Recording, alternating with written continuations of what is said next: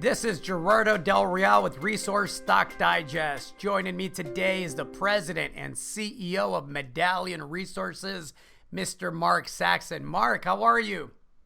Gerardo, good afternoon. Doing very well. Listen, I'm reading through your most recent bit of news here, and the headline reads, Medallion Complete Siting Study for North American Rare Earth Element Production Facility. And I must admit, I excite a bit because when I read through the news, it sounds like the state of Texas, which I currently reside in and call home now, is right up there on the leaderboard. Is that an accurate interpretation there? Yeah, obviously, Gerardo, we've been a little more general in our release to say sort of the Gulf states, but absolutely the Gulf states of the US are, have many natural advantages, let's say, in terms of what we're trying to do. And I suppose the unique thing with what we're doing in Medallion is that we're using a byproduct feedstock. And so that byproduct feedstock is produced in many places, many mines around the world where mineral sand production takes place. And so we're going to pick that up and take it to the place for processing where it's optimized, it's got the best cost, it's got the best waste management. So really can be selective about where we operate. And so we've gone through a whole checklist of features that are important to us and important to the economics of the project. And Texas looks really good. And that whole Gulf States region has access to chemicals, highly skilled people, political support, all the things we need for a very successful operation. Well, and as I'm sure you're aware, Tesla not only is building, a gigafactory out here, but also a processing facility. So I have to believe this only increases the visibility and the attractiveness of the state, right? Yeah, absolutely. And I guess the old saying of doctors' surgeries siting themselves next to McDonald's and really the same thinking applies here, that I'm sure the thinking process that Tesla has been through to choose Austin, Texas, and that kind of area where you're based is exactly the same thinking that we've been through. So you need skilled people, you need competitive power, you need great transport networks, you need coastal access, chemicals, people, all those things. And Texas obviously has that. And so we're going to end up in similar locations, but for different reasons. Now, the study was designed, as you mentioned in the release, to compare U.S. and Canadian localities. Can you walk me through what that checklist looked like? Yeah, for sure. And really, we're a Canadian company. We've been optimistic about working in Canada as well, and we continue to keep the door open on that one. But I guess the colder climate, the coastal access is not as good in Canada, obviously, and the US has, particularly on that East Coast, has multiple port access. And the petrochemicals industry obviously produces a lot of byproduct chemicals that are suitable for our monazite process. So those things, I guess, put us firmly in the southern US. And transport networks as well, obviously, the Gulf Coast and moving a little bit further towards the west gives us access to land, flat land, reasonably low rainfall. Probably heat rather than cold is a problem there, but that's fine for our processing. That's an advantage.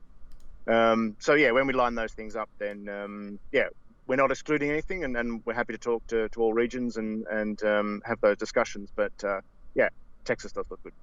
You make mention of how transferable the technology is, which leads me to believe that this isn't a one-off. With a mine, you find let's say a gold deposit, you build a mine, you have one mine, and that's the deposit that you mine out for the life of it, right?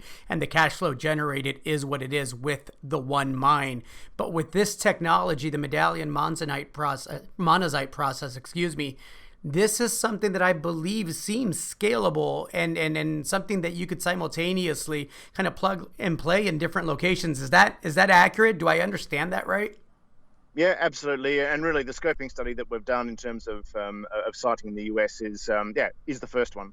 And so we like the US because the customer development is very good in the US, and the rare earth security in the US is very poor. So it kind of ticks a lot of boxes there for us. But as you say, this is a very transferable technology. So we can consider picking up the technology and taking it really to any location in the world where we have, again, a similar list of positive features. But we could certainly operate on a mineral sands mine site. We can operate in chemical hubs and refineries and other locations around the world. So we really aren't limited to just one location. And and as you say, like when you build a mine, you're stuck with the infrastructure you've got. You're stuck with the location and the climate conditions. For us, we're really able to choose the best of all worlds, and we're able to put our facility in the best location in terms of both profitability and customers and access to raw material.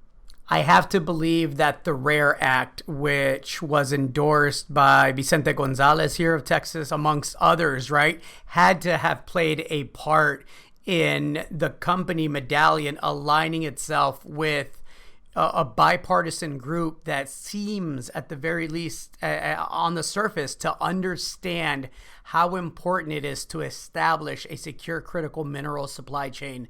Is that accurate, Mark? Most certainly, and that announcement of the RARE Act sort of came through at really just the perfect time for us as we were sort of finalising the decision process with Stantec on the siting study. And understandably, like US politics at the moment is coming to a head in terms of the election, and to see something that is bipartisan out of Texas, it is great. And so it really shows that that state and that region is focused on I guess what happens after the election, not just what happens before the election. And so both those senators have shown long-term vision and good thinking about bringing industry to their state and also bringing security to the US. Imagine that capital goes where it's treated well.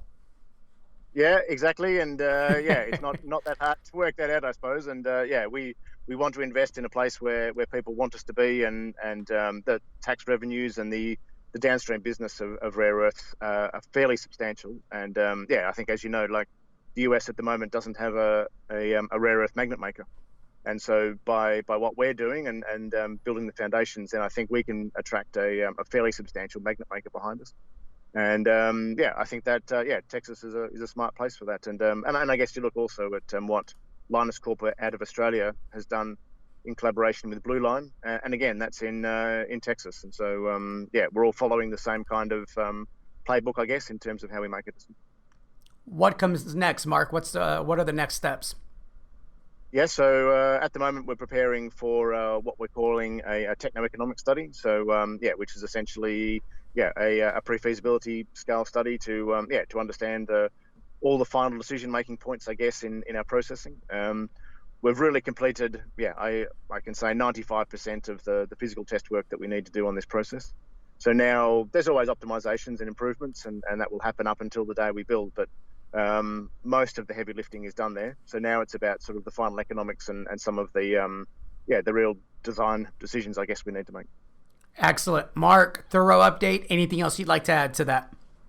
No, I guess the last comment would be that either tomorrow or Monday we'll be seeing an upgrade of our listing to the OTCQB. So that'll certainly make our shares more accessible to US shareholders. So trading there as MLLOF, and obviously our senior listing is in Canada with MDL as our ticker, but getting stronger in the US as well. Good timing, and congrats on executing well. When we began to tell this story, I believe shares traded around the 6 or 7 cent level, right? Yeah, that's right. And so we've got some good momentum, and just the story makes sense. It's easy to market a story that makes sense, and so we're in that position at the moment. So I feel very fortunate. Perfect. Congrats, Mark. Thanks again. Have a good evening.